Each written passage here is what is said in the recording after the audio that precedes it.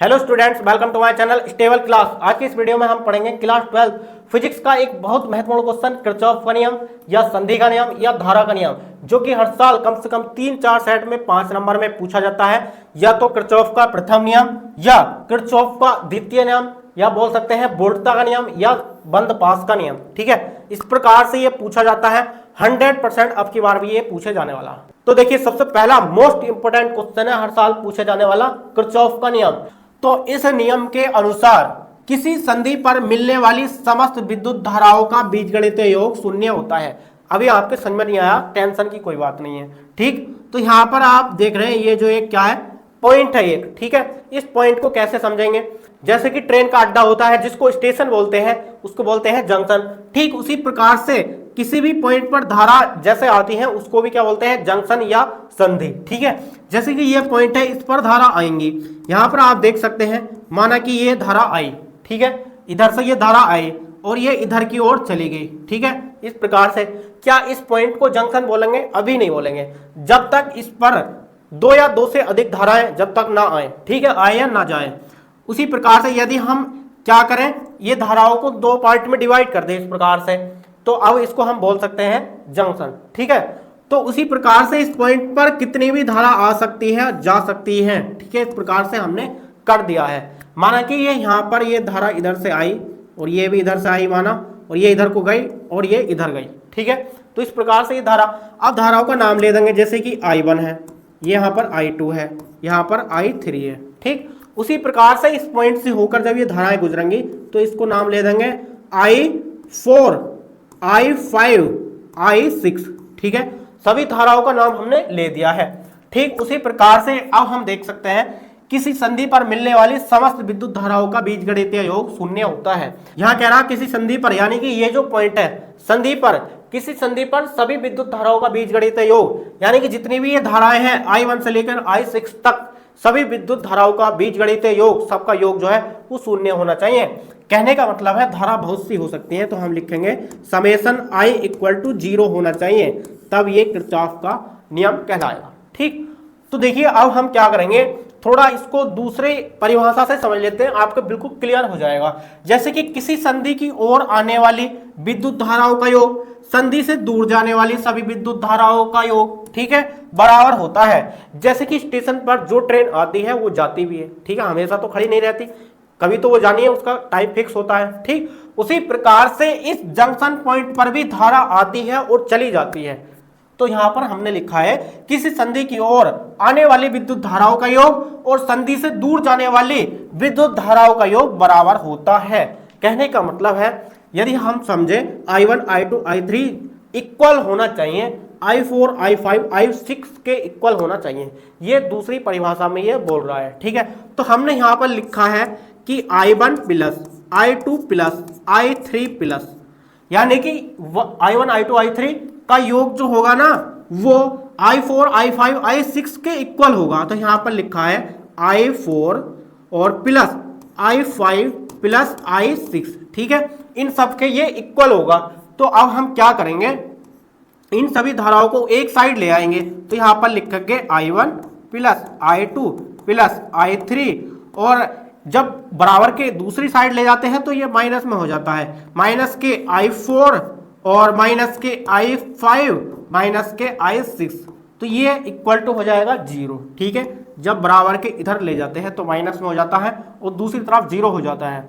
तो यहाँ पर ये कितनी भी धाराएं हो सकती है, हमने तो I1 से I6 तक नाम ले दिया है, लेकिन इस जंक्शन पॉइंट पर कितनी भी धाराएं आ सकती है, जा सकती हैं। तो हम एक नाम ले देंगे समेशन, यानी कि समस्त धाराओं का योग। ठीक है, तो इस प्रकार से समेशन I = 0 होना चाहिए। I1, I2, I3 इस प्रकार से नाम नहीं ले रहे, हमने ले दिया है समेशन I, यानी कि समस्त धाराओं का, इस संधि पर समस्त धाराओं का जो योग होगा ना वो = 0 होगा।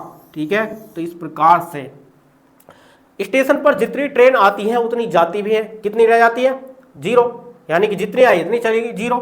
ठीक उसी प्रकार से इस संधि पर जितनी धाराएं और इतनी चली गई, कितनी रही, 0, यानी कि समस्त धाराओं का योग इक्वल 0 होना चाहिए। क्लियर, यहाँ का आप स्क्रीनशॉट कर लीजिए, बहुत मोस्ट इंपोर्टेंट है।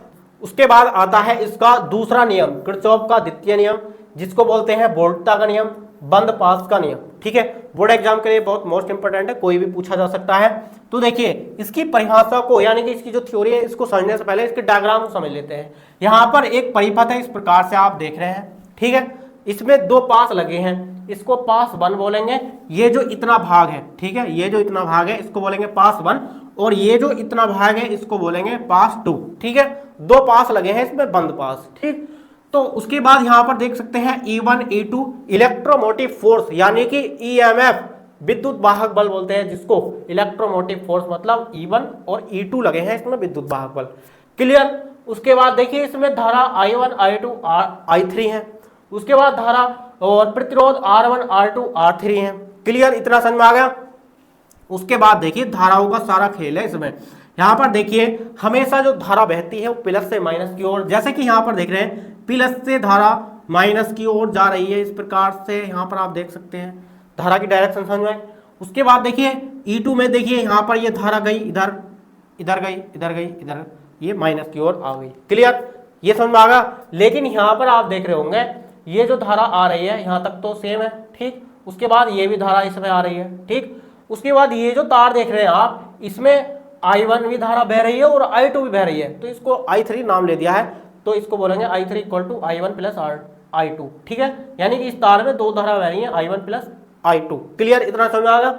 उसके बाद धारा की डायरेक्शन आप समझ ही गए, प्लस से माइनस की ओर, प्लस से माइनस की ओर। क्लियर, इतना समझ आ गया। देखिए अब सारा खेल शुरू हो जाता है। तो यहां पर ये एक क्या है, विद्युत परिपथ है। तो यहां पर थ्योरी देख लीजिए, किसी विद्युत परिपथ के प्रत्येक बंद पास के विभिन्न भागों में बहने वाली धाराओं तथा उसके संगत प्रतिरोध के गुणनफल का बीजगणितीय योग उस पास में लगे विद्युत वाहक बल के बीजगणितीय योग के बराबर होता है। ठीक है, अभी आपको ये समझ में नहीं आया है। ठीक है, समझ में तो मेरे भी नहीं आया, पता ना क्या थ्योरी लिखी है। तो यहाँ पर आप इसको समझिए, यहाँ पर ये विद्युत वाहक बल लगा है। ठीक है, ये जो विद्युत वाहक बल है वो इसमें जो बहने वाली धारा और प्रतिरोध का जो संगत प्रतिरोध है उसके इक्वल होगा। नहीं आया समझ में, अभी आएगा। यानी कि कहने का मतलब है इसमें जो धारा बह रही है I और इसके साथ में जो प्रतिरोध है R, ये जो धारा I है और इसके साथ प्रतिरोध R, ठीक है, ये होना चाहिए इक्वल, जो इसमें सेल लगी है यानी कि जो विद्युत वाहक बल लगा है उसके इक्वल होना चाहिए। तो यही बात कही गई है। ठीक है, यानी कि समस्त धारा और प्रतिरोध का जो योग है वो समस्त विद्युत वाहक बल के इक्वल होगा। यही बात लिखी है यहाँ पर हमने। किसी विद्युत परिपथ की बात चल रही है, तो किसी विद्युत परिपथ के प्रत्येक बंद पास, इसमें दो बंद पास लगे हैं तो दो बंद पास हमने नाम ले दिया है। ठीक है, तो यानी कि प्रत्येक बंद पास के विभिन्न भागों में बहने वाली धारा, यानी कि प्रत्येक बंद पास के विभिन्न भागों में बहने वाली धारा, ठीक है, और उसके संगत प्रतिरोध, ये जो धाराएं हैं इन धारा तथा उसके संगत प्रतिरोध जैसे कि R1 R2 है। ठीक है, उसके संगत प्रतिरोध R। क्लियर। उसके बाद बीजगणितीय योग यानी कि समेशन, सभी धाराओं और प्रतिरोध का जो योग होगा इस प्रकार से समेशन लगा देते हैं। ठीक, उसके बाद यहां पर लिखा है उसका योग और उस पास में लगे यानी कि उसमें लगे विद्युत वाहक बल के बीजगणितीय योग के बराबर होता है। विद्युत वाहक बल यानी कि समेशन E, समस्त विद्युत वाहक बल जो लिखेंगे वो समेशन E लिखेंगे इस प्रकार से। तो यहाँ पर लिखा है कि विद्युत वाहक बल के बीजगणितीय योग के बराबर होता है, बीजगणितीय योग समेशन E हो जाता है। तो ये बात कही गई है, अब आपके समझ में आ चुका है। इससे आप परिभाषा लिख सकते हैं। कहने का मतलब है किसी परिपथ के प्रत्येक बंद पास में बहने वाली धारा तथा उसके संगत प्रतिरोध का गुणनफल, यहां पर देख सकते हैं IR, संगत प्रतिरोध का गुणनफल, उसमें जो विद्युत वाहक बल है उसके योग के बराबर होता है। ठीक है, तो इस प्रकार से यहां पर summation IR equal to summation E। Clear, इतना समझ में आ गया। अरे कहने का मतलब है इसमें जो धारा, ये जो धारा है और प्रतिरोध है उसका संगत प्रतिरोध E के इक्वल होगा, इतनी बात है बस, और कुछ बात नहीं है यहाँ पर। तो अब यहाँ पर देखिए थोड़ा इसका आगे देख लेते हैं प्रोसेस क्या रहता है। देखिए इसमें दो बंद पास हैं, तो बंद पास 1 और 2 के लिए हमें थोड़ा किरचॉफ का नियम लगाना पड़ेगा। तो यहाँ पर लिखेंगे बंद पास 1 के लिए, तो यहाँ पर लिखेंगे क्या, बंद पास 1 के लिए। ठीक है, ये जो बंद पास 1 है ना, इसके लिए थोड़ा नियम लगाएंगे। तो ये बंद पास एक के लिए क्या हो जाती है कंडीशन, यहाँ पर आप देख सकते हैं धारा तो ये गई, लेकिन बंद पास की धारा यहाँ पर काउंट करेंगे, केवल इतने के लिए काम करेंगे, ठीक है। तो यहाँ पर ये धारा इधर गई, लेकिन ये धारा की डायरेक्शन हमें उल्टी मिलती है, यहाँ पर इधर की ओर जाने की बजाय हमें धारा इधर मिलती है, तो ये थोड़ा माइनस में करना पड़ेगा धारा को। यहाँ पर लिखेंगे I1 इंटू R1, ठीक है। यहाँ पर धारा की डायरेक्शन उल्टी मिलती है हमें, तो इसलिए हमें लिखना पड़ेगा कि माइनस I2 R2, ठीक है। तो यहाँ पर लिखेंगे माइनस के I2 और R2, ठीक है, और इक्वल टू, यहाँ पर आप देख सकते हैं इस बंद पास में, ये जो बंद पास है इसमें विद्युत वाहक बल E1 और E2 है, ठीक है। तो विद्युत वाहक बल कैसे निकालेंगे, E1 में से E2 को घटा दीजिए, ठीक है, E1 माइनस E2। इस बंद पास में हमारा जो विद्युत वाहक बल है केवल E1 तो है, लेकिन हमें E2 को घटाना पड़ेगा क्योंकि ये इस पास में आ रहा है, ठीक है। तो इस प्रकार से बंद पास 1 के लिए ये हो जाती है समीकरण। उसी प्रकार से बंद पास 2 के लिए अब काम करेंगे, ठीक है। तो यहां पर लिखेंगे कि बंद पास 2 के लिए, ठीक है। तो बंद पास 2 के लिए देखिए क्या है, यहां पर आप देख सकते हैं I2 R2 और उसके बाद यहां पर I3 R3, ठीक। तो यहां पर हम लिखेंगे बंद पास 2 के लिए कि I2 इंटू R2, ठीक है, और माइनस, यहां पर देखिए माइनस लगाएंगे प्लस लगाएंगे कि धारा की डायरेक्शन इधर से गई और इधर की ओर आ गई।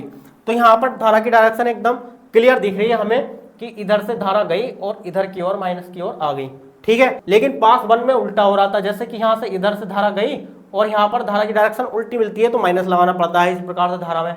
अब हमें बिल्कुल सीधी सीधी धारा मिलती है देखने को, तो कोई झंझट इसमें नहीं है।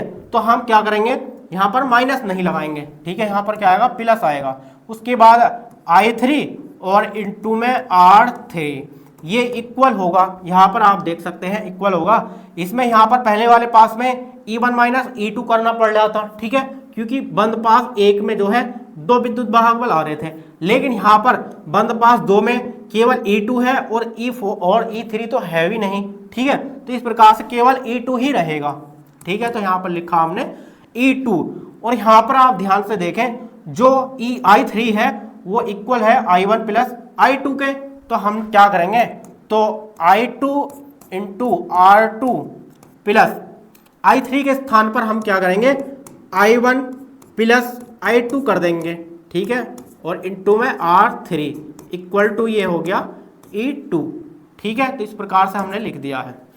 तो ये हो जाता है बंद पास 2 के लिए, ठीक है। तो इस प्रकार से यहाँ का आप स्क्रीनशॉट कर लेंगे और यहाँ का भी आप स्क्रीनशॉट करें, क्लियर। तो ये इस प्रकार से हो जाता है किरचॉफ का द्वितीय नियम, ठीक है।